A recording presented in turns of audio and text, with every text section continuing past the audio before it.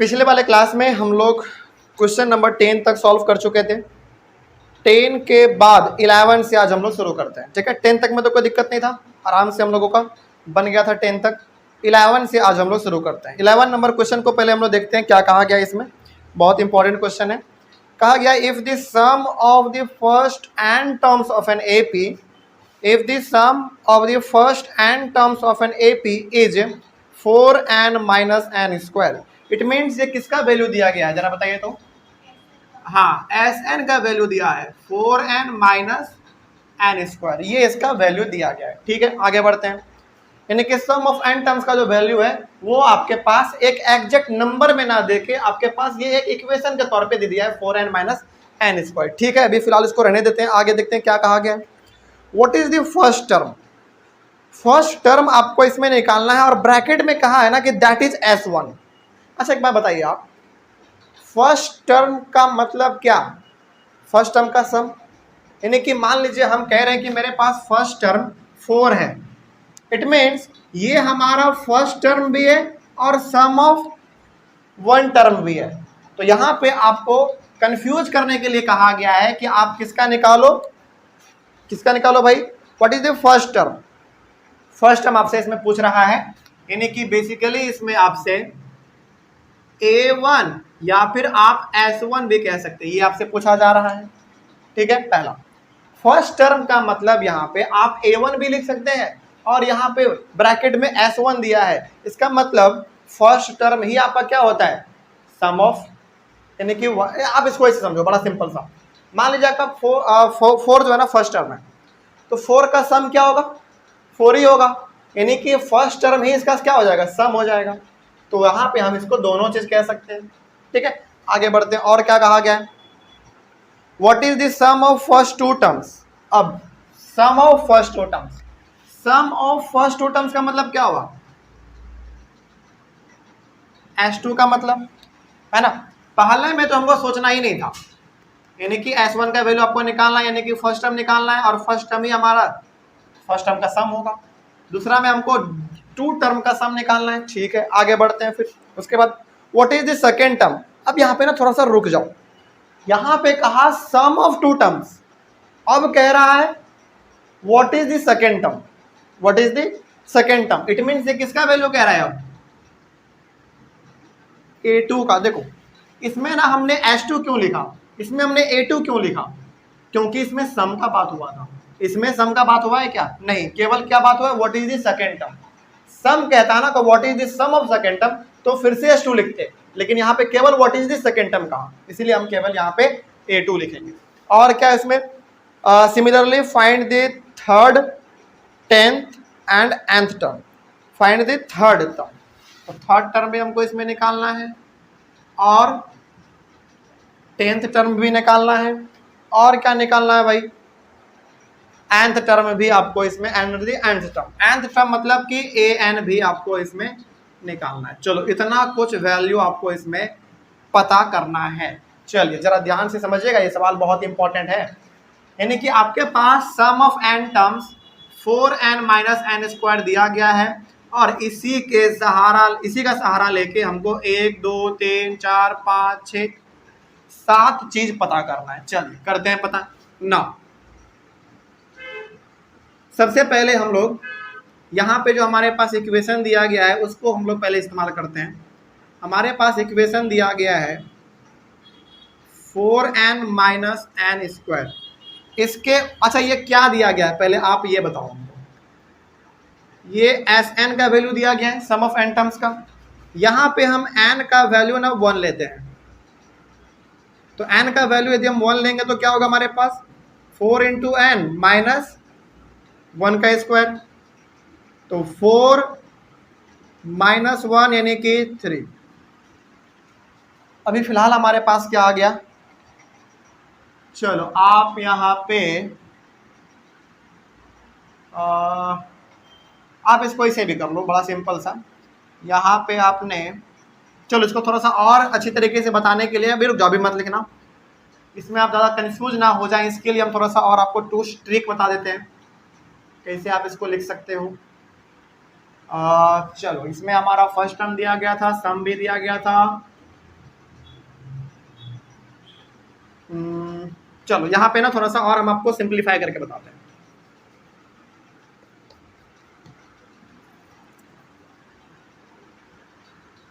ठीक है, अब सही है।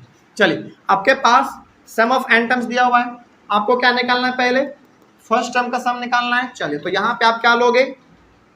एन के जगह पे 1, यानी कि आपने यहाँ पे एन के जगह पे 1 लिया। इट मीन्स अब आपको 4 इंटू 1 माइनस 1 का स्क्वायर, मतलब यहाँ पे ये हो गया कि हमारे पास ये दिया गया है, तो हमको निकालना है S1 का वैल्यू। तो n के जगह पे हमको क्या वैल्यू पुट करना पड़ेगा? 1 पुट करना पड़ेगा। तो हमने यहाँ पे n इक्वल टू 1 लिया। अब जहाँ जहाँ n है वहाँ वहाँ हम 1 पुट कर देंगे, तो आराम से हमारा वैल्यू निकल जाएगा। तो 4 माइनस 1 इक्वल्स टू 3। तो हैंस S1 ही हमारा A1 है, जो कि हमारे पास 3 आ गया। S1 ही A1 है, 3 आ गया। कहाँ से पता चला? यहाँ से चला हमको पता। ठीक है, आगे बढ़ते हैं। हाँ, अब हमको क्या निकालना है इसमें? अब हमको निकालना है सम, दो टर्म का सम। चलिए आगे बढ़िएगा, यहाँ पे आ जाइए, थोड़ा नीचे में जगह नहीं है, यहाँ पे ये निकालना है हमको। अब S2 निकालना है। इट मीन्स अब हमारे पास n का वैल्यू कितना है? 2 है। बोलिए कैसे हमको पता चला n का वैल्यू 2? क्योंकि हमको निकालना है अब S2 का वैल्यू, और यहाँ पे 2 के जगह पे क्या रहता है? n। तो n का वैल्यू कितना अब हमारे पास? 2। तो जहां जहां हमारे पास n है वहां वहां पुट कर दो। 4 इंटू 2 माइनस 2 का स्क्वायर, तो 8 माइनस 4 कितना आ गया? 4। तो हैंस दो टर्म तक का सम हमारे पास 4 आ गया। चलिए ठीक है, अब क्या निकालना है हमको? ये वाला A2 सेकेंड टर्म निकालना है। चलिए अब यहाँ पे ना थोड़ा सा आप सावधान हो जाओ। क्यों सावधान हो जाओ? देखो ध्यान से, ये जो आपने निकाला ये आपका फर्स्ट टर्म था। ये अभी आपने निकाला क्या? दो टर्म का सम निकाला आपने यहाँ पे। अब ये निकालना है हमको। अब जरा बताओ, आपके पास फर्स्ट टर्म है, आपके पास सेकेंड टर्म है, इन दोनों को यदि हम जोड़ देंगे तो हमको क्या मिल जाएगा? सम ऑफ टू टर्म्स मिल जाएगा, ये वाला। इट मीन्स हम यहाँ पे कहना ये चाह रहे हैं कि A1 प्लस A2 को आप जोड़िएगा तभी तो इन दोनों का आपको सम मिलेगा। ये पहला टर्म है, ये दूसरा टर्म है, और इन दोनों को जोड़ेंगे तभी तो हमको S2 मिलेगा। तो यहाँ पे अब बताओ इसका वैल्यू कितना था? A1 का 3 प्लस A2 का वैल्यू आपको मालूम है क्या? नहीं मालूम है, वही तो निकालना है हमको। तो यहाँ पे A2 रहने दो, और S2 का कितना वैल्यू आया आपके पास? 4। तो A2 बराबर 4 माइनस 3, A2 बराबर 1, ये भी आपका निकल गया। तो यहाँ पे बस आपको थोड़ा सा ट्रिक ये लगाना था कि आपने फर्स्ट टर्म निकाल रखा है पहले ही। यहाँ पे S2 आपने निकाला कहाँ से? यहाँ से निकल गया आपका S2। अब आपको निकालना है A2 यानी कि सेकेंड टर्म। तो इसका मतलब है कि जब हम लोग पहला और दूसरा टर्म जोड़ेंगे तभी तो हमको दो टर्म का सम मिलेगा, और दो टर्म का सम हम निकाल चुके थे 4। हमारे पास फर्स्ट टर्म भी था तो हमारे पास सेकेंड टर्म निकल गया। ठीक है, चलिए अब आगे का बड़ा आसान है। अब यहाँ पे ना थोड़ा सा आप ये भी कह सकते हो कि चलो देखो, हाँ अब निकाल सकते हैं हमारा आंसर थर्ड टर्म। अब सब आसान है। थर्ड टर्म का फॉर्मूला क्या? A plus 2D। तो A आपके पास कितना है? A मतलब first term 3A plus 2 into D. कैसे निकालेंगे आप? कॉमन डिफरेंस तो आपको नहीं मालूम है, लेकिन अब आप पता कर सकते हो कॉमन डिफरेंस। बताओ कैसे? क्योंकि आपके पास फर्स्ट टर्म 3 है और सेकेंड टर्म कितना है? 1, यानी कि आपके पास 3 और 1, ये फर्स्ट टर्म ये सेकेंड टर्म। तो इन दोनों को माइनस करके बताइए कि कॉमन डिफरेंस कितना आएगा? -2। बिल्कुल सही। तो यहां से हमने कंक्लूजन निकाल लिया कि अच्छा हमको चाहिए थर्ड टर्म का वैल्यू। तो A हमारे पास है दिया हुआ, 2 तो फॉर्मूला में ही है, और कॉमन डिफरेंस अब हम निकाल सकते हैं क्योंकि हमारे पास फर्स्ट टर्म भी है और हमारे पास सेकेंड टर्म भी है। तो माइनस करके हमारे पास कॉमन डिफरेंस आ गया। तो हमारे पास यहाँ पे 3 प्लस -4, तो -1। तो हैंस A3 बराबर -1, ये भी आपका निकल गया। तो 4 वैल्यू निकल गया अभी तक हमारा। 1 2 3 4 वैल्यू हमारा यहाँ पे आ चुका है। चलिए आगे बढ़ते हैं फिर। तो A3 हो गया। अब A10 का फॉर्मूला A प्लस 9D। तो A हमारे पास है 3 प्लस 9 इंटू डी कितना है? -2। तो 3 प्लस -18, सही है ना? हाँ, 15, तो हैंस 10th टर्म का वैल्यू -15 आ गया, ये भी आपका निकल गया। चलिए और क्या निकालना है, nth टर्म निकालना है अब आपको, ठीक है। nth टर्म जरा देखिए ध्यान से, nth टर्म का फॉर्मूला क्या होता है, a plus n minus 1 into D. A आपके पास है 3, क्या नंबर ऑफ टर्म्स आपका मालूम है क्या, n नहीं मालूम है, तो n के जगह पे n ही रहने देंगे, -1, और कॉमन डिफरेंस आपको मालूम है -2। 3 प्लस, सॉरी प्लस नहीं देंगे, अब हमारे पास -2 इंटू n, -2n, -2 इंटू -1 +2, तो 5 - 2n, यही आपका आंसर हो गया nth टर्म का वैल्यू। तो इस प्रकार का भी आंसर आपका आ सकता है। बस इस सवाल का हमारा कंप्लीट हुआ। तो 1 2 3 4 5 6, 1 2 3 4 5 6 चीज निकालना था, 6 चीज हमारा निकल गया। तो बस यहाँ पे थोड़ा सा आपको ध्यान में रखना था कि हमारे पास ना आगे बढ़ने का जो हिंट दिया गया है वो यही दिया गया है। इसमें आप n का वैल्यू पुट करो तो आपको ये निकल जाएगा। n का वैल्यू यहाँ पे हमारे पास 2 दिया हुआ है, तो आपके पास सम निकल जाएगा 2 टर्म का। अब जब हमारे पास पहला टर्म आ गया और सम आ गया तो हमारे पास a2 निकल जाएगा, तो a2 हमने निकाल लिया। उसके बाद आगे का सब निकालना आसान था क्योंकि बस फॉर्मूला पे पुट करना था, कोई दिक्कत इसमें। तो 11 नंबर आपका कंप्लीट हुआ। इसको थोड़ा सा बैठ के सोचिएगा पहले, ठीक है, तो आराम से आपको समझ में आ जाएगा। 11 के बाद अब आइए आप 12 पे। 12 नंबर 12 13 14, ये 3 सवाल ऐसे हैं जो कि बहुत आसान है, जरा देखा जाए इसका भी। सॉल्यूशन नंबर 11 के बाद 12 बहुत आसान, जरा देखिए ध्यान से। इसमें कह रहा है कि find the sum of first 40 positive integers. अच्छा, इंटीजर्स हमारे दो प्रकार के होते हैं, एक नेगेटिव और एक पॉजिटिव। जैसे आपको याद दिलाते हैं हम बचपन वाले क्लास को, आप याद कर पाएंगे। यहाँ पे हमारा 0 होता है, 1 2 3 4 5, -1 -2 -3 -4 -5। तो 0 के इस साइड में जितने भी हमारे नंबर है वो हमारे पॉजिटिव इंटीजर होते हैं, और 0 के इधर जो हमारे हैं वो सारे नेगेटिव इंटीजर। तो यहाँ पे आपको क्या करना है, find this sum of first 40 positive integers. तो शुरुआत का 40 इंटीजर्स तक का आपको सम निकालना है। इट मीन्स यहाँ पे बताइए किसका वैल्यू दिया है, n का वैल्यू कितना दिया है 40, यानी कि 40 टर्म तक का आपको सम निकालना है, वही पॉजिटिव इंटीजर का, ठीक है। With are divisible by 6, divisible by 6 होना चाहिए। चले, ये थोड़ा सा ना गड़बड़ी पैदा कर दिया। अच्छा, डिविजिबल बाय 6 ऐसा कुछ हमने सवाल बताया था कि आपको एक्सरसाइज 5.2 में, डिविजिबल वाला, मल्टीपल वाला, वो कॉन्सेप्ट यहाँ पे मत लगाइए। यहाँ पे ना बड़ा सिंपल से आपका बन जाएगा। तो सबसे पहले तो आप यहाँ पे बताइए कि find this sum of first 40 positive integers divisible by 6। तो शुरुआत हम करते हैं 1 से, 1 2 3, मतलब कि पहला ऐसा पॉजिटिव इंटीजर आप बताइए जो कि 6 से डिवाइड हो जाएगा। नहीं ना, पहला 6 भी तो होगा। इट मीन्स आपका एपी क्या बनना चाहिए इसमें, एपी बनेगा पहला 6, ऐसे बनेगा, डॉट डॉट डॉट डॉट आप आगे कर दो, ठीक है। मतलब यहाँ पे आपके पास n का वैल्यू, 40 क्यों लिया मैंने का वैल्यू, क्योंकि हमको शुरुआत के 40 टर्म तक का निकालना है सम। लेकिन वो 40 टर्म हमारा कौन सा होना चाहिए, जो कि 6 से डिविजिबल है। तो हमारा 6 से पहला डिविजिबल कौन होगा पॉजिटिव इंटीजर में, 6 होगा हमारा पहला। उसके बाद 12 18 24 और उसके बाद फिर 30 36 42, इस प्रकार से हमारा आगे बढ़ता चला जाएगा। चलिए अब हमको इसमें निकालना है सम। तो सबसे पहले तो आप चलो एक काम ना, थोड़ा सा इसको और सजा के लिख लो आप। पहले आप ऊपर में एपी लिख लीजिए, थोड़ा सा सिस्टमैटिक अच्छा लगेगा।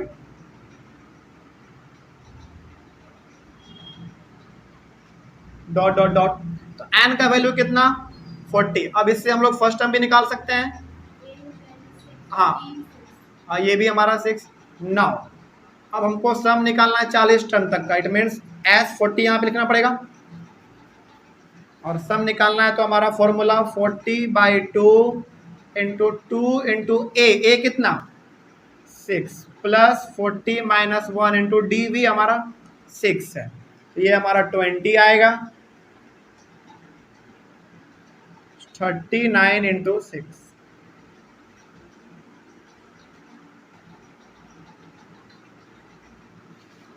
थर्टी 39 इंटू 6 कर लेते हैं,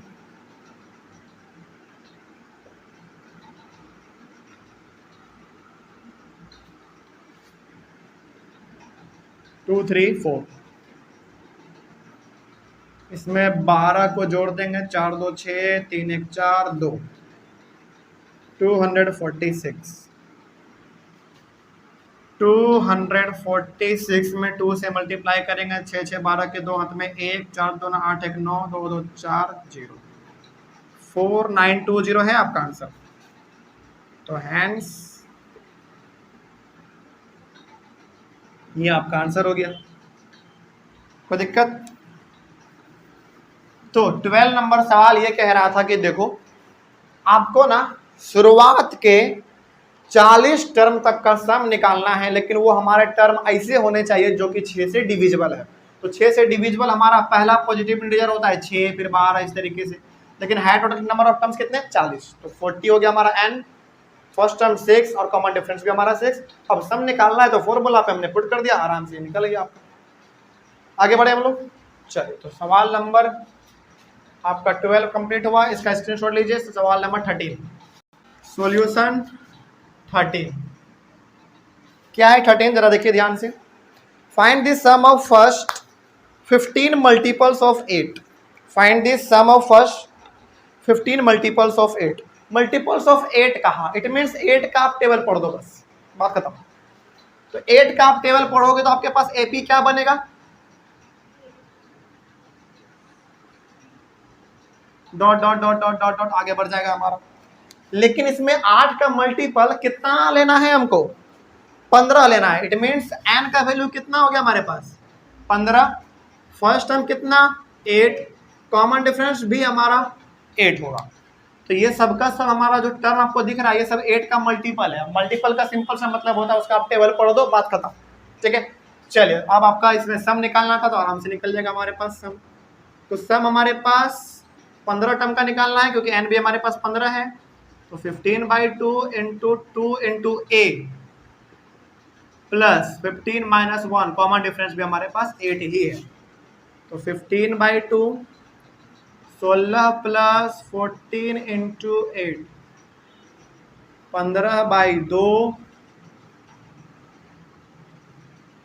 16 प्लस 14 8 जा कितना होता है? 112।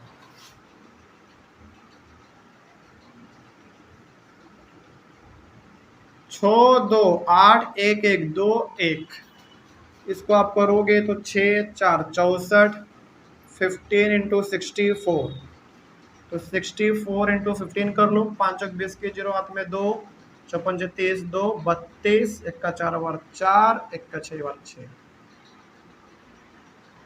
960। तो हैंस ये आपका आंसर हुआ। 960 है आंसर।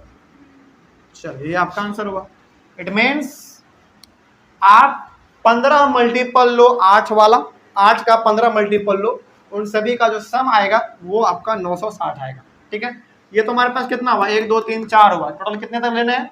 15 तक लेने हैं। उन सभी का आप सम करोगे 960 आएगा। ठीक है, सॉल्यूशन 13 कंप्लीट हुआ। सॉल्यूशन नंबर 14 देखिए। सॉल्यूशन नंबर 14 देखिए। 14 में कहा जा रहा है कि find the sum of the odd numbers between 0 and 50। देखिए जरा ध्यान से, 0 से लेकर 50 के बीच में आपको क्या निकालना है? ऑड नंबर का सम निकालना है। और ऑड नंबर का मतलब होता है जो 2 से डिवाइड ना हो।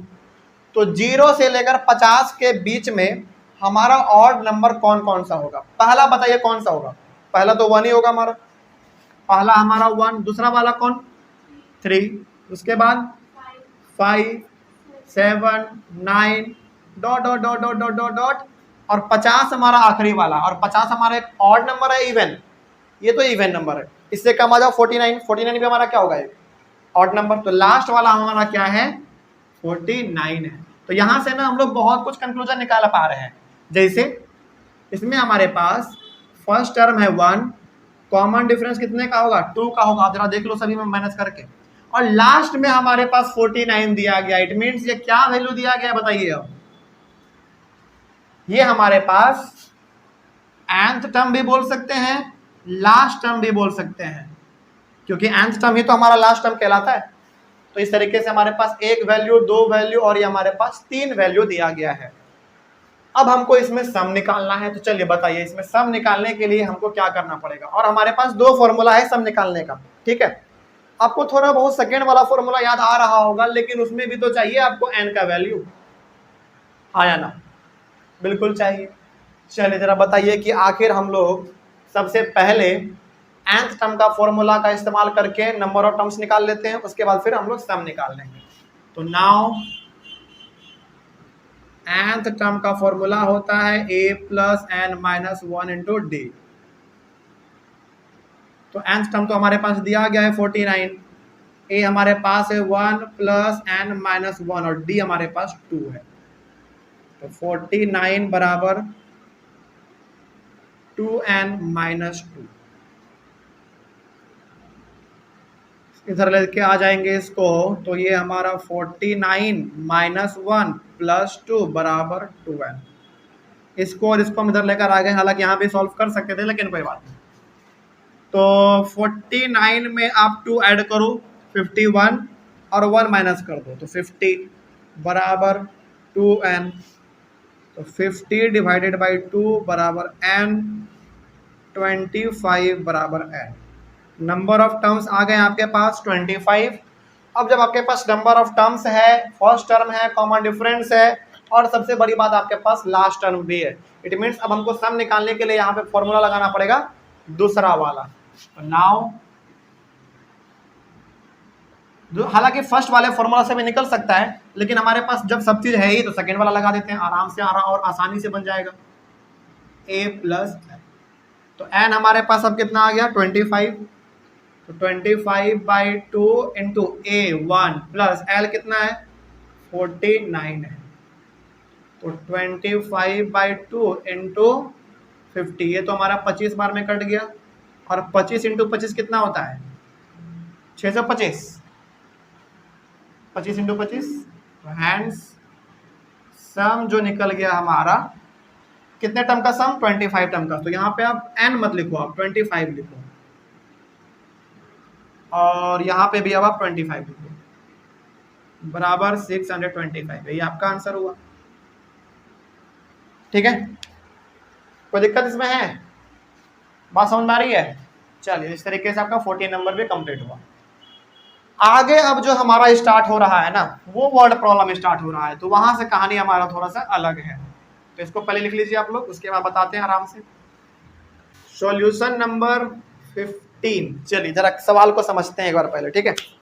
देखिए क्या लिखा हुआ है इसमें, कहा गया इसमें a contract on construction job specifies a penalty for delay of completion beyond a certain date as follows: ₹200 for the first day, ₹250 for the second day, ₹300 for the third day, etc. The penalty for each succeeding day being ₹50 more than the preceding day.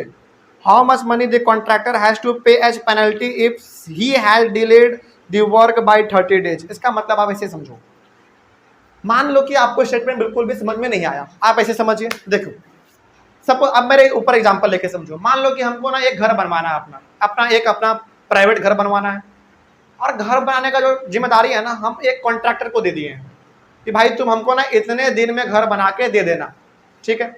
लेकिन हमने क्या कह दिया contractor को कि इतना दिन में बना के दे देना, यदि तुम नहीं बना के दे पाए तो हर एक दिन का जो तुम्हारे ऊपर हम पेनल्टी लगाएंगे, जो फाइन लगाएंगे, वो पहले तो लगाएंगे 200 रुपये का, फिर हर बार 50-50 रुपये उस पर बढ़ता जाएगा जितना दिन तुम लेट करोगे।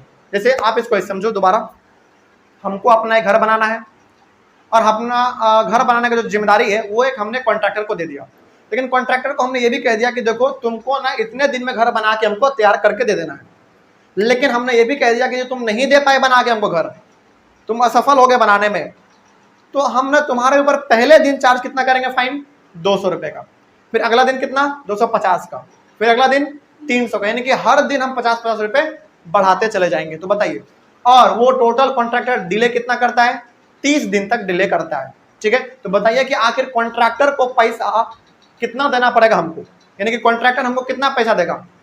अच्छा यहाँ पे थोड़ा सा सवाल अलग नहीं लग रहा आपको, घर बनवा रहे हैं हम, पैसा देना चाहिए, हम उसको देंगे पैसा, लेकिन वही पैसा हमको क्यों दे रहा है। देखो आखिर हालांकि वो तो हमारा घर बनाएगा, तो लास्ट में जितना उसका पेमेंट बनेगा वो तो हम उसको देंगे ही, लेकिन वो हमको पैसा क्यों दे रहा है, क्योंकि वो डिले किया, अपने काम को अच्छे तरीके से नहीं परफॉर्म कर पाया, इसीलिए वो हमको 30 दिन का पैसा देगा जोड़ के जितना वो डिले करेगा। तो यहाँ पे हमको वही बताना है कि कॉन्ट्रैक्टर हमको कितना पैसा देगा डिले करने के कारण। तो सबसे पहले आप यहाँ पे एक एपी बना लो। बताइए एपी जो हमारा बनेगा इसमें पहला दिन वो कितना मतलब चार्ज कर रहे हैं हम, पहला दिन तो 200 रुपये, पहला दिन 200 रुपये, उसके बाद 250, फिर 300, फिर 350, ठीक है, ऐसे हमारा आगे बढ़ता चला जाएगा। यानी कि पहले दिन का जो हम फाइन ले रहे हैं उससे 200 रुपये, दूसरे दिन का 250, तीसरे दिन का 300, फिर 350, इस तरीके से। और टोटल डिले वो कितना दिन करता है, 30 दिन। इट मीन्स यहाँ पे किसका वैल्यू दिया गया हमको, एन का वैल्यू दिया गया है। अब इस एपी से हम फर्स्ट टर्म भी निकाल सकते हैं और कॉमन डिफरेंस तो निकाल ही सकते हैं हम लोग, कितना 50, ठीक है। चलिए अब हमको इसमें निकालना ये है कि बताओ आखिर 30 दिन के बाद हमको वो टोटल पैसा कितना देगा एज अ फाइन, ठीक है, पेनल्टी। तो बेसिकली सम निकालना है हमको, तो 30 दिन का हमको इसमें सम निकालना है। तो फॉर्मूला पे पुट करते हैं 30/2 इंटू 2 इंटू ए हमारे पास कितना है 200 प्लस एन कितना है 30 - 1 और कॉमन डिफरेंस हमारे पास 50 का है। बस इतना ही सिंपल है ये। अब इसको आप सॉल्व कर दो, आपका आंसर आ जाएगा। ये हमारे पास 400 आ गया प्लस 29 इंटू 50, 400 प्लस 29 को 5 से करो पहले, 9 × 45 की 5 हाथ में 4, 15 10 4 14, 1450। तो 15 इंटू 0 5 4 4 8 1 आपके पास आएगा 185 को कर दो 15 से, 5 25 की 5 हाथ में 2, 8 5 40, 2 42 के 2 हाथ में 4, 5 4 9,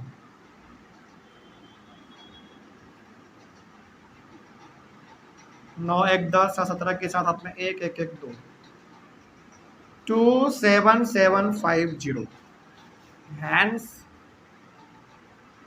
27750।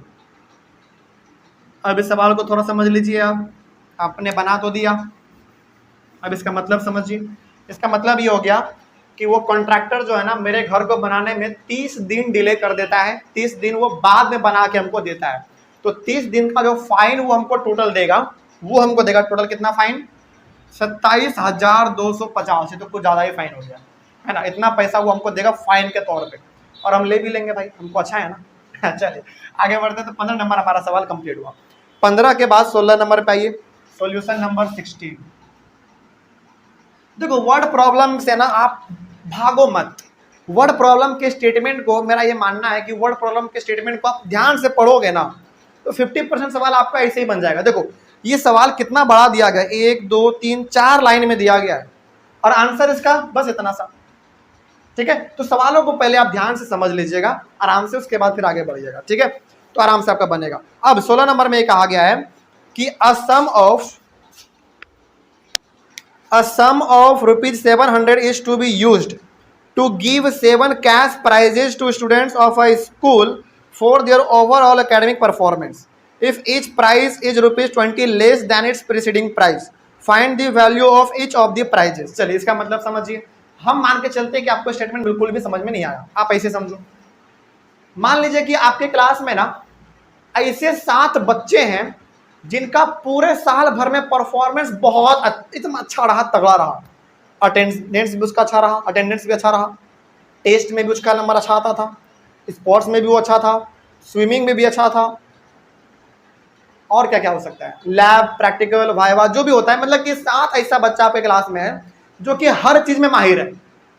अब आपके क्लास टीचर का मन क्या हुआ, आपके क्लास टीचर के पॉकेट में 700 रुपया है, टोटल बच्चा कितना 7, हालांकि आपकी क्लास में बहुत सारे स्टूडेंट हैं लेकिन 7 ही ऐसे बच्चे हैं जिसका कि परफॉर्मेंस बहुत अच्छा रहा पूरे साल भर में। अब आपके क्लास टीचर का मन हुआ कि क्यों ना इन 7 बच्चों को हम कुछ पैसा दे दे एज अ प्राइज, कि हाँ भैया तुम्हारा परफॉर्मेंस अच्छा रहा तो तुम ये कुछ पैसा पकड़ लो एज अ प्राइज। तो बताओ उस टीचर के पास पॉकेट में टोटल 700 रुपया है, तो आपका क्लास टीचर किस हिसाब से पैसा देगा, लेकिन पहले वाले को जितना देगा ना दूसरे वाले को उससे 20 रुपया कम देगा। फिर उससे वाले को 20 रुपया फिर कम, फिर कम। इसका मतलब इसे समझो। मान लीजिए पहले वाले को 100 रुपया मिल रहा है तो दूसरे वाले को कितना देंगे टीचर आपका? 80 रुपया, फिर उसके बाद 60 रुपया, फिर 40 रुपया, इस तरीके से। तो आपका सवाल समझ में आया क्या है? सवाल यह है कि टीचर के पास है टोटल पैसा 700 रुपये, वो 700 रुपये को 7 स्टूडेंट में डिस्ट्रीब्यूट करना है, लेकिन पहले वाले को जितना देगा दूसरे वाले को उससे 20 कम देगा, फिर 20 कम, फिर 20 कम। तो बताओ कि पहले वाले को कितना मिला, दूसरे वाले को कितना मिला, तीसरे वाले को कितना मिला, इस तरीके से आपको इसमें बताना है। तो चलिए, आपके पास टोटल पैसा कितना है? 700। इट मीन्स ये SN का वैल्यू दिया है कितना? 700। और टोटल नंबर ऑफ स्टूडेंट कितने हैं? 7। इट मीन्स यहाँ पे n का वैल्यू कितना? 7। अच्छा, यहाँ पे n का जगह पे अब 7 लिखना सही रहेगा? बिल्कुल, क्योंकि नंबर ऑफ टर्म्स हमको मालूम चल गया है। तो S7 का जो वैल्यू दिया गया है वो 700 दिया गया है। मतलब कि हमारे पास नंबर ऑफ टर्म्स मतलब कि नंबर ऑफ स्टूडेंट 7 है, और 7 को जो देना है हमको पैसा वो कितना है? 700 रुपये है। अच्छा, अब यहाँ पे ना कॉमन डिफरेंस आपको डायरेक्टली तो नहीं दिया, लेकिन इनडायरेक्टली वो कॉमन डिफरेंस आपको दे दिया है। केवल 20 या -20 का, -20 का, क्योंकि देखो पहले वाले को 100 रुपये मिल रहा है, दूसरे वाले को 80, 60, 40। अब इसमें आप इसको माइनस करो, -20 का। इट मीन्स इनडायरेक्टली आपको कॉमन डिफरेंस भी दे दिया है जो कि -20 है। तो अब आपको इसे बताना है कि पहले वाले को कितना पैसा मिलेगा, दूसरे वाले को कितना मिलेगा, तीसरे वाले को कितना मिलेगा, यही हमको इसमें पता करना है। चल पता करते हैं जरा। यानी कि फर्स्ट टर्म निकालना है, सेकंड टर्म, थर्ड टर्म, 4, 5, 6, 7 तक आपको इसमें निकाल के बताना है। बताइए इसमें आगे बढ़ने का तरीका कहां पे दिख रहा है आपको? यही तो आपको दे रहा आगे बढ़ने का तरीका। चलिए जरा देखिए ध्यान से। नाउ SN यदि हमारे पास 700 दिया हुआ है, सॉरी S7 का वैल्यू यदि 700 दिया हुआ है, तो फॉर्मूला पे हमारा क्या आ जाएगा? 7/2 इंटू 2A प्लस 7 - 1 इंटू -20 बराबर 700। हमने फॉर्मूला पर इसको डायरेक्टली पुट किया, n/2 इंटू 2A। A का वैल्यू हमारे पास नहीं है ना, तो A का वैल्यू हमने A रहने दिया, प्लस n - 1 होता है तो n हमारे पास 7 है, तो 7 - 1 इंटू D कितना है? -20। बस चलिए निकालते हैं हम आगे। तो 7/2 को डिवाइड मत करो, नहीं तो पॉइंट में आ जाएगा। चलिए यहाँ पे हमारे पास कितना आएगा? +6 इंटू -20 बराबर 700। माइनस किया तो हमने 6 आया और ये हमारा -20, ठीक है। 7/2 इंटू 2A। अब जरा देखो, प्लस माइनस मल्टीप्लाई में क्या होता है? माइनस, और ये 20 इंटू 6 120 बराबर 700। और 7/2 आप यहाँ पे रहने दो, इसमें से हम कॉमन बाहर निकाल सकते हैं 2। इन दोनों में से कॉमन हमने बाहर निकाला 2, तो बचा A - 60 बराबर 700। 2 से हमारा 2 कैंसिल, तो अब हमारे पास आया 7 इंटू A - 60 बराबर 700। चले ये हमारा 7 अभी मल्टीप्लाई में है, उधर जाएगा तो डिवाइड में हो जाएगा। तो A - 60 बराबर 700 डिवाइडेड बाई 7, A - 60 बराबर 100। तो A का वैल्यू कितना आ जाएगा? A इक्वल्स टू 100 प्लस 60, यानी कि A इक्वल्स टू 160। चलिए जरा देखिए ध्यान से। फर्स्ट टर्म हमारे पास कितना आ गया? 160 आया।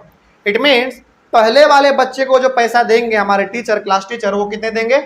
160 रुपये देंगे। दूसरे वाले को कितना बताइए जल्दी, क्योंकि दूसरे वाले को कितना मिलेगा? 20 कम, तो दूसरे वाले को कितना? 140। बस निकल गया हमारा आंसर। तो यहाँ पे अब आप लिख लीजिएगा, hence cash prizes will be rupees 160, rupees 140, rupees 120, rupees 100, rupees 80, rupees 60। हो गया 7 हो गया, 1 2 3 4 5 6 हुआ एक साथ, एंड रुपीज 40। तो इस तरीके से आपको समझ में आ गया। तो यहाँ पे बेसिकली सवाल का कहने का मतलब ये था कि आपके क्लास टीचर के, हालांकि क्लास टीचर का यहाँ पे जिक्र नहीं हुआ, लेकिन हम समझाने के लिए आपको बता रहे हैं कि मान लीजिए आपके क्लास टीचर के पॉकेट में 700 रुपये पैसे हैं और उनका मन कर रहा है कि आपके क्लास में जो 7 होनहार बच्चे हैं उनको पैसा कुछ दे दिया जाए एज अ प्राइज। तो वो पहले वाले बच्चे को देंगे 160 रुपये, दूसरे वाले को 140, उसके बाद फिर 120, फिर 100, फिर 80, फिर 60 और फिर 40। अच्छा, इन सभी को जोड़ने के बाद फिर हमारा कितना आ जाना चाहिए? 700 आ जाना चाहिए।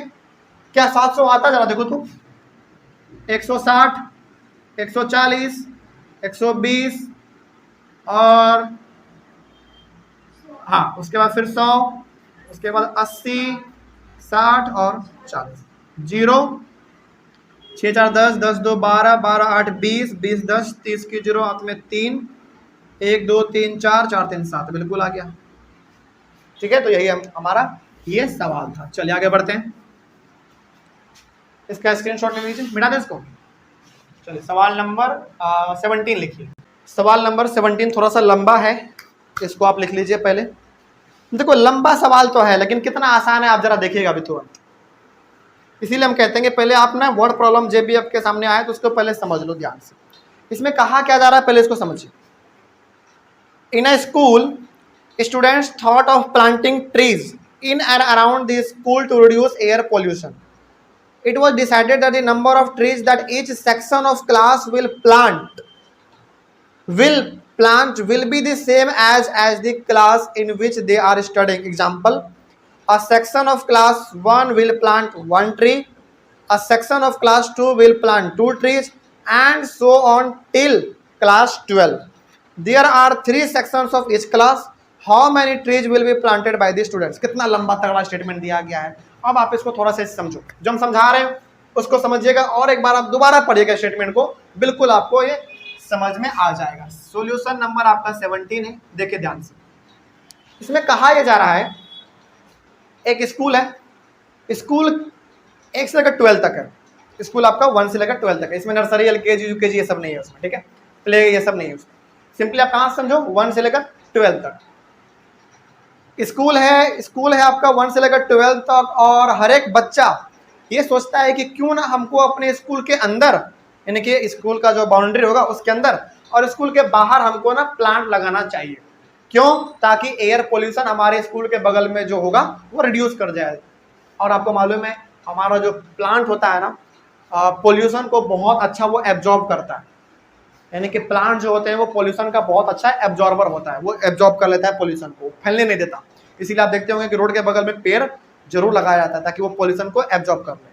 तो यहाँ पे हर बच्चा सोच रहा है स्कूल का कि क्यों ना हम लोगों को अपने स्कूल के अंदर, और स्कूल के अंदर का मतलब ग्राउंड के अंदर, ग्राउंड में, और स्कूल के बाहर हम लोगों को प्लांट लगाना चाहिए। और यहाँ पे डिसाइड ये किया जाता है कि एक क्लास में 3 सेक्शन है। एक क्लास में कितने सेक्शन? 3 सेक्शन, और हर एक सेक्शन एक एक प्लांट लगाएगा। जैसे ऐसे समझो, फर्स्ट क्लास में कितना सेक्शन? फर्स्ट क्लास में 3 सेक्शन, और तीनों सेक्शन कितने कितने प्लांट लगाएंगे? एक एक प्लांट। इट मीन्स यहां पे आप इसको ऐसे समझो, फर्स्ट क्लास में कितने सेक्शन? 3 सेक्शन, और तीनों सेक्शन कितने कितने प्लांट लगाएंगे? एक एक इंटू 1 कितना आ गया? 3 आ गया। ठीक है, अब सेकंड क्लास के लिए देखो, अब ये खत्म नहीं हुआ, आगे फिर सेकंड क्लास में भी 3 सेक्शन, लेकिन चूंकि ये सेकंड क्लास में है तो कितने प्लांट लगाएंगे हर एक सेक्शन? 2 प्लांट, यही इसका शर्त है। 3 2 6। आगे थर्ड क्लास के लिए देख लो, इसमें भी सेक्शन कितने हैं? 3 है। चूंकि ये 3 क्लास में यानी कि थर्ड क्लास में है तो 3 प्लांट लगाएंगे हर एक सेक्शन, तो ये हमारा 9 हो गया। इस तरीके से हमारा आगे बढ़ते बढ़ते कहां तक जाएगा? 12 क्लास तक जाएगा। तो 12 क्लास में कितने होंगे? 12th क्लास में हो जाएगा हमारा, इसमें भी 3 सेक्शन है, और चूंकि ये हमारा 12th क्लास का है तो एक सेक्शन कितना लगाएगा? 12 लगाएगा। ये सवाल समझ में आया? क्या कहना चाह रहा था? कहना ये चाह रहा है कि आपका ना स्कूल में 1 से लेकर 12 तक क्लास है, और हर एक क्लास में 3 सेक्शन है, और हर एक सेक्शन एक एक प्लांट को लगाएगा। तो ऑब्वियस सी बात है, यहां से हमारा क्या हो गया? फर्स्ट क्लास में 3 सेक्शन, और चूंकि वो फर्स्ट क्लास में है तो एक एक प्लांट लगाएगा, तो 3 × 1 3। 2 क्लास में 3 सेक्शन है और चूंकि 2 क्लास में है तो हर एक सेक्शन 2-2 प्लांट लगाएगा, 3 2 6। और थर्ड क्लास में सेक्शन भी हमारे इसमें 3 है और चूंकि 3 क्लास में तो हर एक सेक्शन प्लांट कितने लगाएंगे, 3-3 लगाएंगे। तो क्या यहाँ पे आपको एक एपी बनता हुआ दिख रहा है? बिल्कुल। तो एपी हमारा यहाँ पे क्या बन रहा है, 3 6 9 फिर डॉट डॉट डॉट कितना 36। कैसे? क्योंकि 12 वाला भी तो आपको निकालना है। तो यहां से हम लोगों को बहुत कुछ मालूम चल रहा है कि nth टर्म यानी कि लास्ट टर्म दिया गया है 36, फर्स्ट टर्म दिया गया है 6 और कॉमन डिफरेंस हमारे पास, सॉरी फर्स्ट टर्म 3 है और कॉमन डिफरेंस हमारे पास वो भी 3 का है। तो आपको सम निकालना है कि बताइए टोटल प्लांट कितने लगाए जाएंगे स्टूडेंट के द्वारा। चलो चलो देख लीजिए ध्यान से। तो टोटल प्लांट इसमें लगाए जाएंगे, इसके लिए आपको चाहिए होगा number of terms, number of, अच्छा नंबर ऑफ टर्म्स तो हम निकाल सकते हैं बड़ा आराम से। कितना? 12, क्योंकि 12 क्लास है तो n का वैल्यू भी आपको 12 दिया गया है। अब आपके पास इतना सारा वैल्यू है, कौन सा फॉर्मूला पुट करेंगे आप?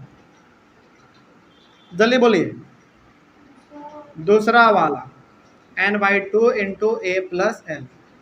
तो n तो हमारे पास है 12 डिवाइडेड बाई 2, ए हमारे पास है 3 प्लस लास्ट टर्म कितना है 36, तो ये हमारा 6 हो जाएगा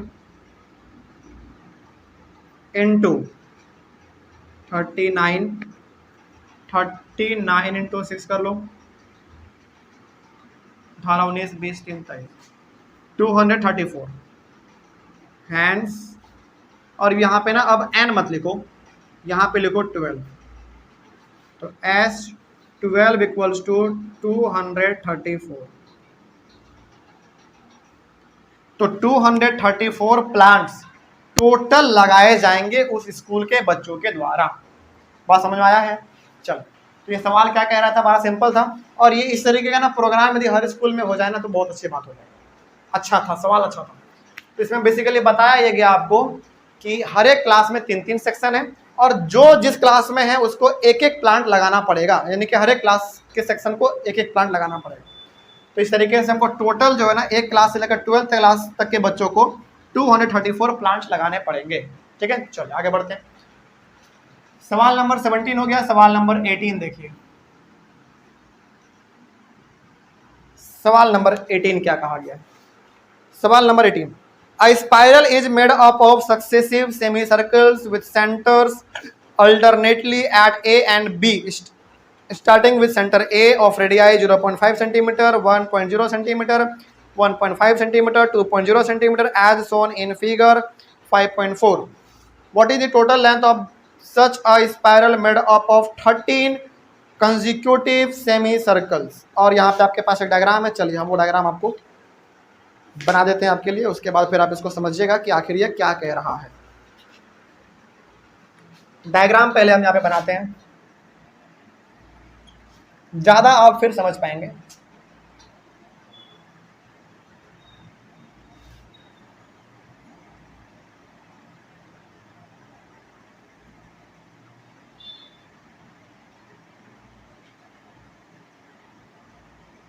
इस तरीके से है, यहाँ पे आपका पॉइंट ए है और यहाँ पे बी है, समझ लो। चलो ए और बी है, ये L1 है, ये L2 है, ये L3 है और ये आपका L4 है।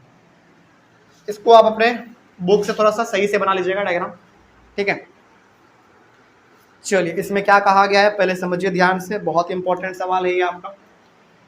इसमें ना ध्यान से यदि आप देखेंगे तो ये आपका एक स्पाइरल है, इस तरीके से जलेबी टाइप। ठीक है, देखिए ध्यान से, यहाँ पे ना कहा यह जा रहा है कि इस पूरे स्पाइरल में 13 सेमी सर्किल है। कितने सेमी सर्किल है? 13 सेमी सर्किल है। एक यहाँ पे L1, एक यहाँ L2, 2 L3, L4, टोटल अभी फिलहाल कितने हैं? अभी फिलहाल हमारे पास सेमी सर्किल 4 है। ठीक है, चलो, और टोटल आपके पास 13 है। तो यहाँ पे ना पहले आपको एपी तैयार करना पड़ेगा।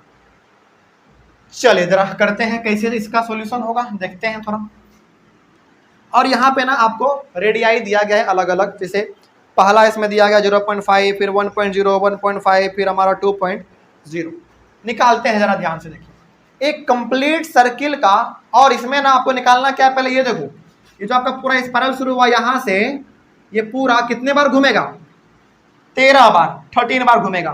तो बताओ कि टोटल स्पाइरल का लेंथ कितना होगा। इट मीन्स आपको सम निकालना है इसमें। और सम यदि हम लोग बात करें तो आप ध्यान से देखेंगे तो ये हमारा पहला सेमी सर्किल हुआ, ये दूसरा सेमी सर्किल हुआ, ये तीसरा हुआ, ये चौथा हुआ। तो हमको इसमें बेसिकली सेमी सर्किल का क्या निकालना है, सरकमफेरेंस निकालना है। और 13 सरकमफेरेंस को आप क्या कर दो, ऐड कर दो, आपका आंसर निकल गया। ठीक है, तो यहाँ पे पहले आप बताओ कंप्लीट सर्किल का सरकमफेरेंस कितना होता है। सरकमफेरेंस मतलब ये बाउंड्री, ये वाला, इसका होता है 2 पाई आर। तो आधा कितना होगा इसका, केवल ये आधा, ये भी तो आधा है, ये भी आधा, ये भी आधा, और ये भी आधा हमारा। तो इसको 2 से डिवाइड कर देंगे तो 2 से 2 कैंसिल, केवल पाई आर। ठीक है, तो हमारा आधा सेमी सर्किल का जो सरकमफेरेंस है वो पाई आर है। ठीक है, अब यहाँ पे पाई का वैल्यू आपको कितना लेना है, इसमें 22/7 है लिखा हुआ है इसमें। और रेडियस आपको कितना लेना है, पहली बार 0.5, दूसरी बार 1.0, तीसरी बार 1.5, चौथी बार 2.0। इतना से हमारा काम चल जाएगा। चलिए, यहाँ पे आपका एक एपी बनता हुआ आपको दिखेगा, जैसे देखिए ध्यान से, एपी पहला नाम पाई आर। तो पहला पाई और आर कितना लेना है, पहला 0.5 ना, तो 0.5 कॉमा, यहाँ पे पाई 0.5 का मतलब है पाई इंटू 0.5। यहाँ पे आप डायरेक्टली वैल्यू मत पुट कर देना, नहीं तो फिर दिक्कत हो जाएगा। उसके बाद फिर पाई, अब कितना लेना है 1, 1.0 है लेकिन इसका मतलब तो 1 ही हुआ ना। उसके बाद फिर पाई कितना 1.5, फिर पाई कितना 2, और ये डॉट डॉट डॉट डॉट हमारा आगे बढ़ता जाएगा। तो अब यहां से ना आपका ये एपी है आपका, कितना उठपटांग एपी है, जरा देखो ध्यान से, है ना। लेकिन इस एपी से हम लोग बहुत कुछ कंक्लूजन निकाल सकते हैं। जैसे नंबर ऑफ टर्म्स कितने आपके पास 13, यानी कि 13 सेमी सर्किल लेना है ना आपको। ये पहला वाला, दूसरा वाला, तीसरा वाला, चौथा वाला, इस तरीके से आपको टोटल 13 सेमी सर्किल लेना है, यानी कि नंबर ऑफ टर्म्स आपके पास 13 है। और फर्स्ट टर्म कितना है आपके पास, पाई 0.5। और कॉमन डिफरेंस कितना होगा आपके पास, बताइए जरा सोच के। यानी कि इस वाले में आप इस वाले को माइनस करोगे तो आपके पास कॉमन डिफरेंस भी पाई इंटू 0.5 का आएगा। कॉमन डिफरेंस भी कैसे, थोड़ा सा पता कर लो। जैसे देखो, आपको इसमें ये माइनस करना है ना, यानी कि पाई 1 में माइनस करना है पाई 0.5 को।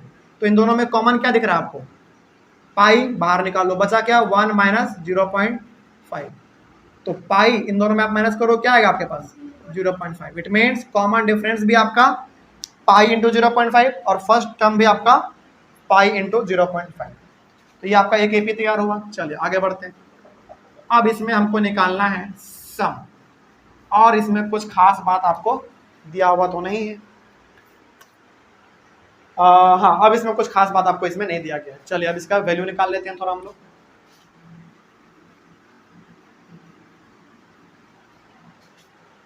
तो सवाल क्या कह रहा था, समझ में आ गया। तो सवाल सिंपल सा ये कह रहा है कि आपके पास एक स्पाइरल है, लेकिन ये स्पाइरल जो है ना 13 सेमी सर्किल से मिलकर बना हुआ है। यहाँ पे फिलहाल अभी 4 है, 1 2 3 4, लेकिन इस प्रकार का 13 है। तो इसमें कहा यह गया आपको कि पहला वाला जब रेडियस लोगे वो 1 लोगे, सॉरी 0.5, दूसरा वाला रेडियस 1, तीसरा 1.5, चौथा 2।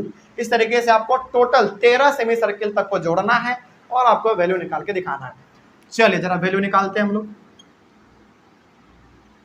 तो 13/2 इंटू 2 इंटू ए कितना हमारे पास है, pi into 0.5 plus and 13 minus 1, और कॉमन डिफरेंस भी हमारे पास पाई इंटू 0.5 का है। चलिए आगे बढ़ते हैं। 13/2 इसको काटना मत अभी, नहीं तो दिक्कत हो जाएगा। चलिए अब यहाँ पे हम और क्या कर सकते हैं, थोड़ा इसके बारे में सोचा जाए तो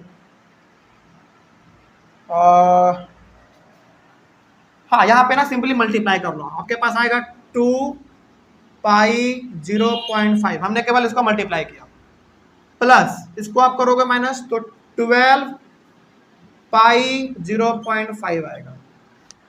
बात समझ में आ रही है? हाँ या ना? हमने सिंपली क्या किया, इसको मल्टीप्लाई किया, 2 पाई 0.5 आया, इसको हमने किया तो 12 पाई 0.5 आया, और इसको आगे बढ़ाया जाए, इधर आ जाते हैं थोड़ा, तो 13/2। इस प्रकार के सवाल में ना थोड़ा सा आपको सावधान होकर चलना पड़ता है, क्योंकि गलती होने का संभावना ज्यादा। अब देखो इसमें से हम कॉमन क्या निकाल सकते हैं बाहर, यहाँ पे 2 है और यहाँ पे 12 है, तो 2 बाहर निकाल सकते हैं कॉमन, तो यहाँ पे पहले 2 बाहर निकाल लो कॉमन। अब जब आपने 2 बाहर निकाल लिया तो आपके पास केवल क्या बचा, pi into 0.5 plus 6 pi into 0.5, ये आपके पास अंदर में अभी फिलहाल बचा हुआ, ये पॉइंट है, याद रखिएगा। चलिए अब इसको सॉल्व करते हैं, तो 2 से हमारा 2 कैंसिल, 13 यहाँ पे आया हमारे पास, और 13 आया, तो पहले इसको एक बार ऐसे कर लो, पाई 0.5 प्लस 6 पाई 0.5। अब इसमें भी पाई है, इसमें भी पाई है, इन दोनों को बाहर निकाल सकते हैं हम लोग कॉमन, तो 13 पाई। आपके पास क्या बचा इधर, इसमें केवल 0.5 प्लस इसमें क्या बचा था देखो, तो 6 इंटू 0.5, यानी कि 6 इंटू 0.5 बचा आपके पास। थोड़ा सा इसको और सॉल्व करते हैं, 13 पाई 0.5 प्लस 6 इंटू 0.5 आप करोगे मल्टीप्लाई, तो आपके पास 3 आएगा मेरे हिसाब से। एक बार करके देख लो भाई, भरोसा तो नहीं है।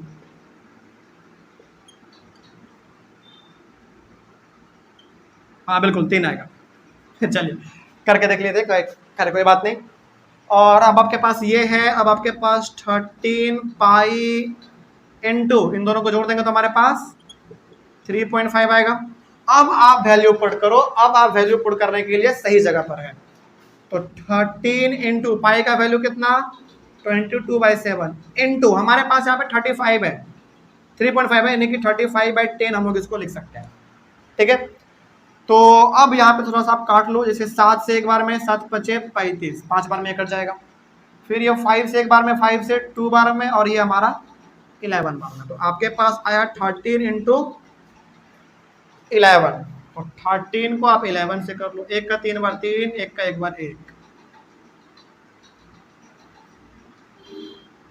143 है, 143, लेकिन 143 क्या, सेंटीमीटर, क्योंकि सारा यूनिट आपका सेंटीमीटर में था, तो हैंस जो सम आपका निकला S13 इक्वल्स टू 143 सेंटीमीटर।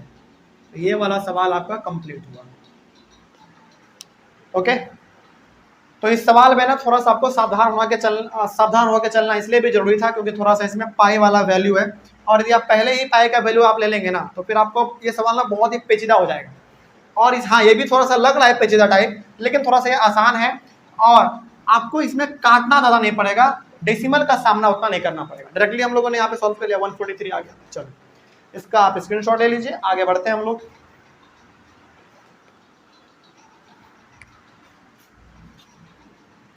सवाल नंबर 18 हो गया, 19 नंबर देखा जाए, सॉल्यूशन 19।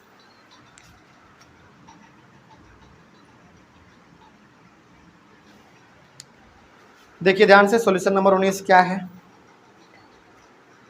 इसमें ना एक डायग्राम है, पहले हम वो डायग्राम आपको थोड़ा सा यहाँ पे, चलिए डायग्राम तो आपके बुक में है, थोड़ा देख लीजिएगा ध्यान से, क्योंकि डायग्राम बनाने जाएंगे तो फिर बहुत टाइम लग जाएगा।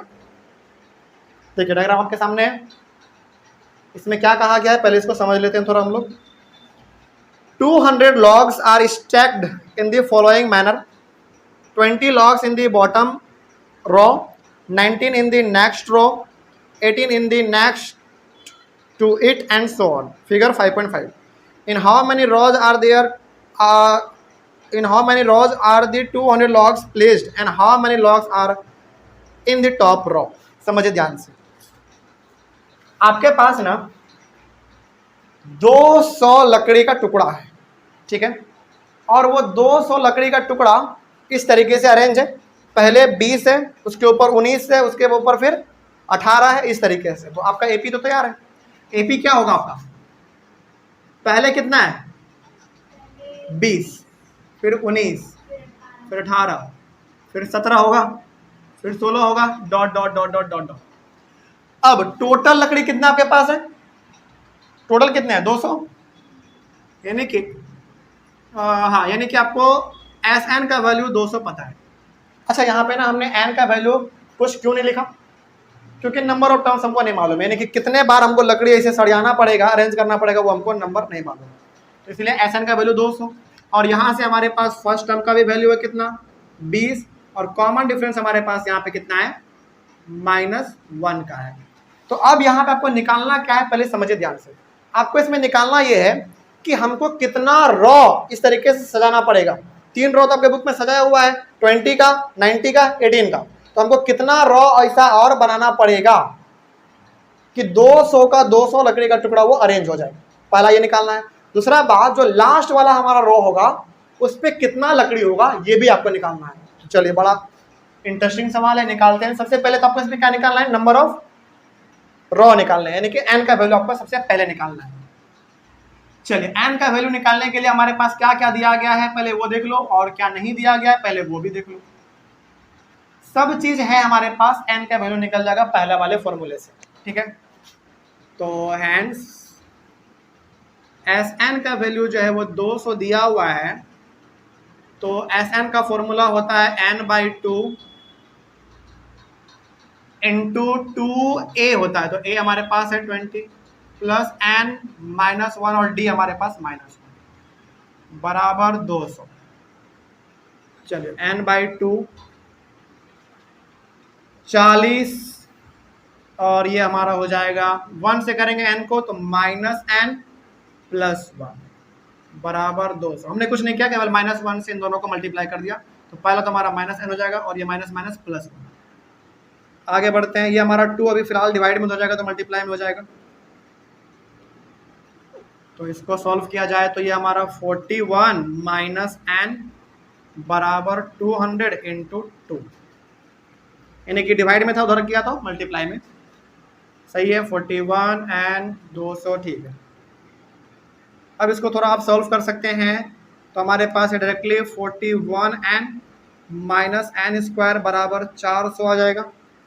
आप इसको उधर लेकर आ जाइए, नहीं तो काम करो, इसी सब उधर लेकर चले जाओ। उधर हमारे पास 400 है, उधर जाएगा तो -41n + n² बराबर 0। हमने क्या किया? 400 को उधर रहने दिया, इन दोनों को हम उधर लेकर चले गए। तो हमारे पास ये प्लस में था तो ये माइनस में हो जाएगा, ये माइनस में था तो ये प्लस में हो जाएगा, बराबर 0। इसको थोड़ा सा अरेंज कर लेते हैं। हमारे पास ये हो जाएगा n² -41n + 400 बराबर 0। चलिए, अब आपको यहाँ पे क्वाड्रेटिक इक्वेशन बनता हुआ दिख रहा होगा। और इस प्रकार के सिचुएशन में हम लोग क्या करते थे, याद है?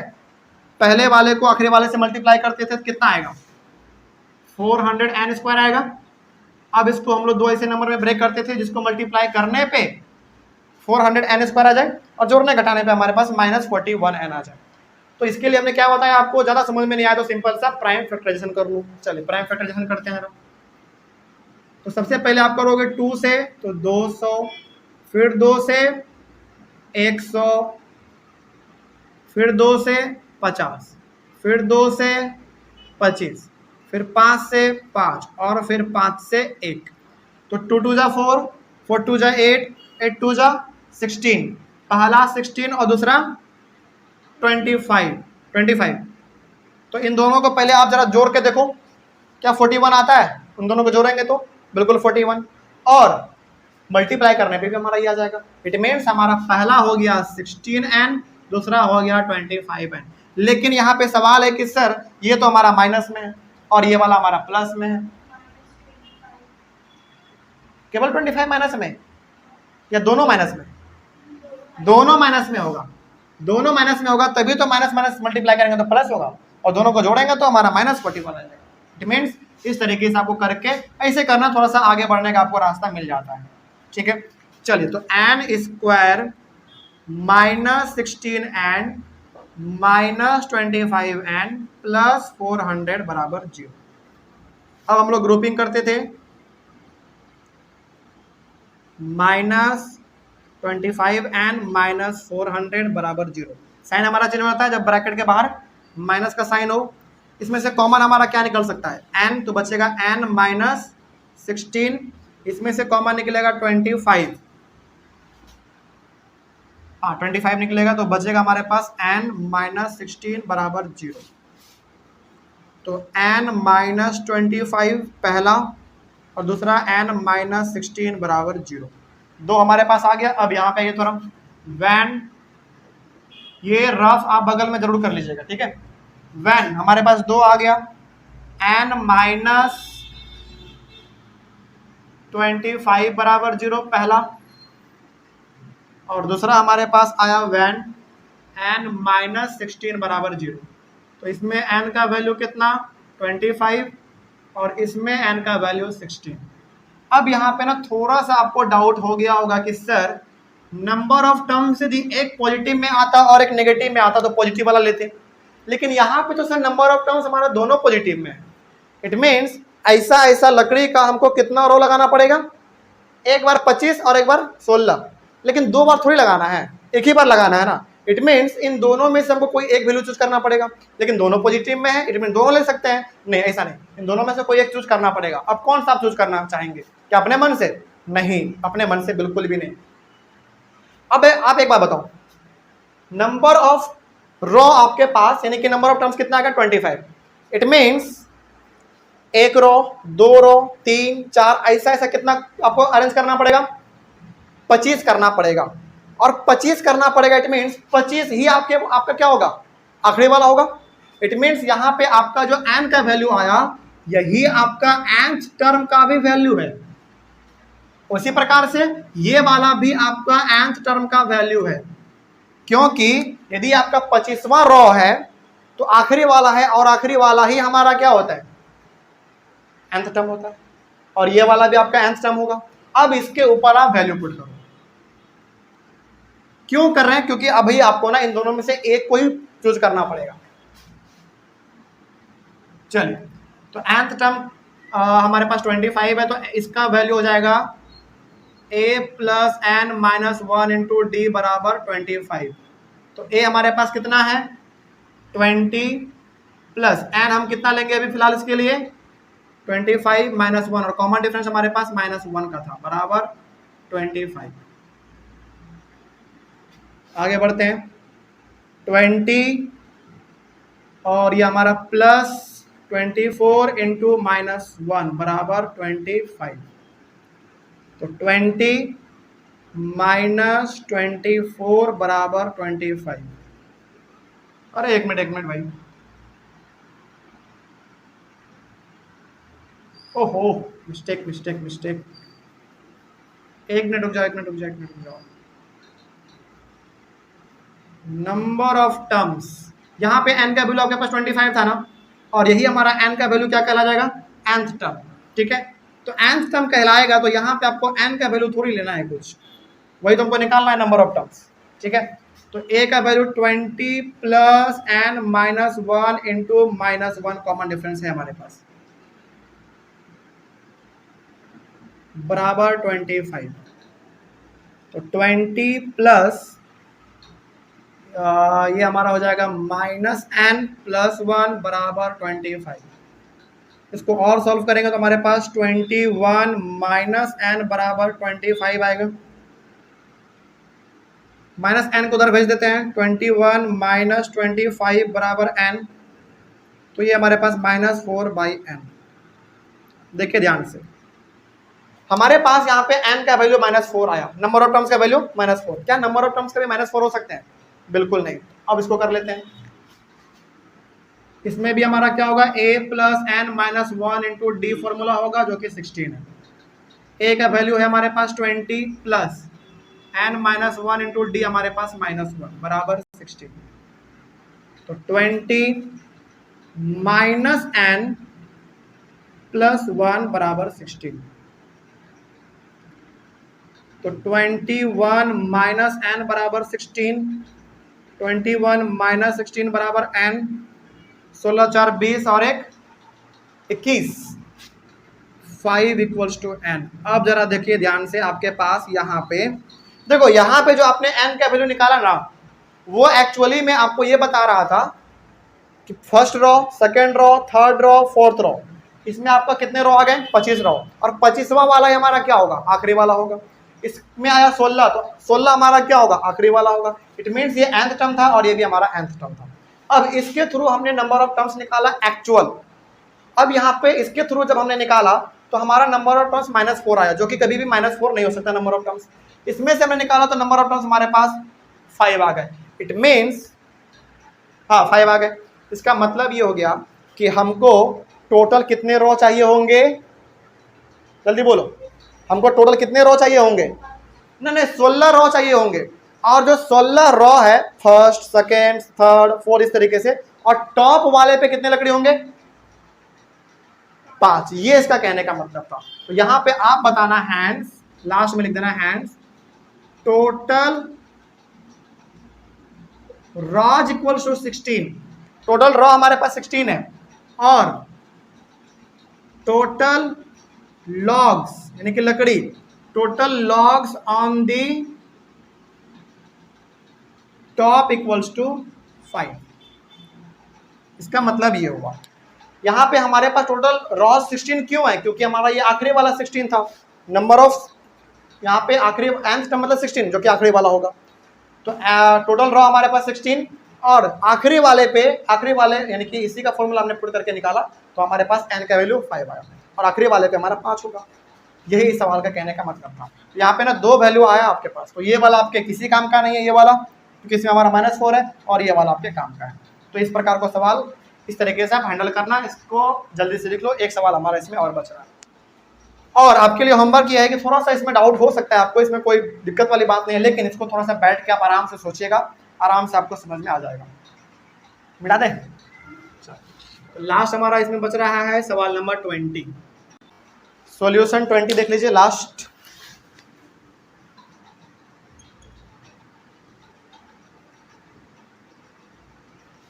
सॉल्यूशन 20 ना बड़ा आसान है। देखिए ध्यान से क्या कहा गया इसमें। इसमें एक पाथ है, चलिए बनाते हैं पहले इस तरीके का, और यहाँ पे एक बकेट रखा हुआ है, और यहाँ पे आपका पहला वाला आलू है। इस तरीके से टोटल आपका आलू कितने बार है भाई? 1 2 3 4 5 6 7 8 9 10 आलू है। 1 2 3 4 5, 1 2 3 4 5 6 7 8 9 10, और यहाँ पे आपका एक पेड़ बना हुआ है इस तरीके से, ठीक है। और यहाँ पे एक लड़की है, यहाँ पे एक लड़की है। चलिए समझिए ध्यान से। और शुरुआत में जो दूरी दिया गया है वो 5 मीटर, फिर 3 मीटर, यहाँ पे 5 मीटर, फिर 3 मीटर। डायग्राम थोड़ा सा आप अच्छे से बनाइएगा अपने बुक से देख के।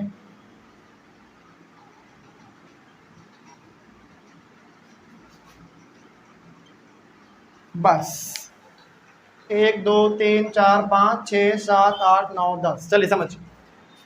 इसमें कहा यह जा रहा है कि, सवाल थोड़ा सा पढ़ देते हैं आपके लिए। In a potato race a bucket is placed at the starting point which is 5 metre from the first potato, and the other potatoes are placed 3 meter apart in a straight line. There are 10 potatoes in the line. A competitor starts from the bucket, picks up the nearest potato, runs back with it, drops it in the bucket, runs back to pick up the next potato, runs to the bucket to drop it, and she continues in the same way until all the potatoes are in the bucket. What is the total distance the competitor has to run? चलिए समझिए इसका मतलब क्या होगा। Simple सा मतलब यहाँ पे ये है कि आपका यहाँ पे बकेट है, एक बाल्टी है, और यहाँ पे पहला आलू, दूसरा आलू, तीसरा आलू, इस तरीके से है। तो बकेट और पहला आलू के बीच में जो दूरी है वो 5 मीटर का है। उसके बाद हर एक आलू में कितने दूरी का? 3 मीटर का दूरी है। तो ये इस लड़की को करना क्या है? बकेट से चलना शुरू करना है। पहले आलू को उठाना है, इसमें डालना है, फिर दूसरे वाले आलू को फिर इसमें डालना है, फिर तीसरे आलू फिर इसमें डालना है। इस तरीके से इसको करते करते टोटल आलू इसमें डाल देना है बकेट में। तो बताइए कि 10 का 10 आलू उठा के इसको इसमें डालने में कितना डिस्टेंस ट्रेवल करना पड़ा। अब आप यहाँ पे ये नहीं कह सकते कि सर क्या लड़की एक ही बार में जाएगी सारे आलू को उठा के लेके आएगी इसमें डाल देगी? ऐसा नहीं करना, इसमें इसको एक एक करके हर एक आलू को करना है। इसमें आपको ना एक एपी बनता हुआ दिख रहा होगा। देखिए पहली बार जब ये लड़की आलू लाने जाएगी तो कितना दूरी तय करेगी? 5 मीटर। फिर इसको यहाँ पे जाके डालेगी भी तो बकेट में, तो 5 5 कितना? 10 मीटर। पहले बार में 10। अब दूसरे वाले के लिए सोचो, पहले यहाँ से आएगी तो 5, फिर इसको उठाएगी 5 3 8, फिर 8 पीछे भी जाएगी, कितना? 16। तो बताओ यहाँ पे गैप कितने का दिख रहा है आपको? 6 का। तो अगला क्या होना चाहिए? 22। इस तरीके से आपका चलता रहेगा, ठीक है। चलिए आगे बढ़ते हैं फिर। अब इसमें से ना आपको कुछ वैल्यू तो ऐसे ही दिख जा रहा है, हालांकि नंबर ऑफ टर्म्स कितने आपको मिलेंगे? 10, क्योंकि 10 बार उसको ये काम करना पड़ेगा, ये पहला दूसरा तीसरा इस तरीके से 10 बार, क्योंकि 10 पोटैटो है। और इसमें से हमारे पास फर्स्ट टर्म भी है 10, और कॉमन डिफरेंस भी हमारे पास कितने हैं? 6 का है।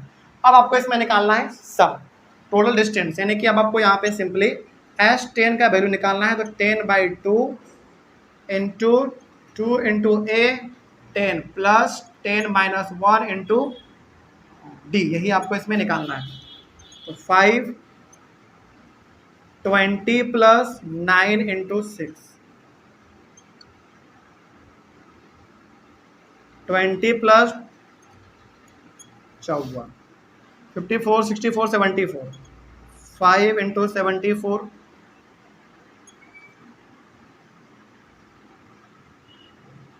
370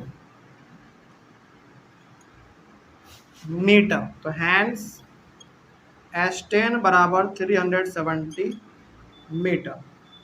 इसका मतलब ये हो गया कि इस लड़की को 10 का 10 आलू उठा के इस बकेट में रखने में इसको टोटल 370 मीटर डिस्टेंस ट्रैवल करना पड़ेगा। ये इस सवाल का मतलब हुआ।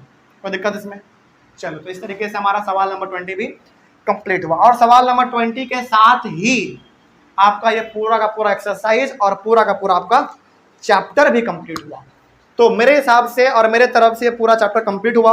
अब ऑब्वियस सी बात है, आपको किसी न किसी क्वेश्चन में डाउट रहा ही होगा। तो जिसमें भी डाउट रहा होगा आप लोग क्लास में आके पूछेगा और आप लोग एक बार क्लास कमेंट कर दीजिएगा। तो क्या ये चैप्टर कंप्लीट समझा जाए? चलिए, तो ये चैप्टर हमारा कंप्लीट हुआ। अगले वाले क्लास में हम लोग मिलेंगे एक नए चैप्टर के साथ और एक नए शुरुआत के साथ। तब तक के लिए thank you very much and have a nice day.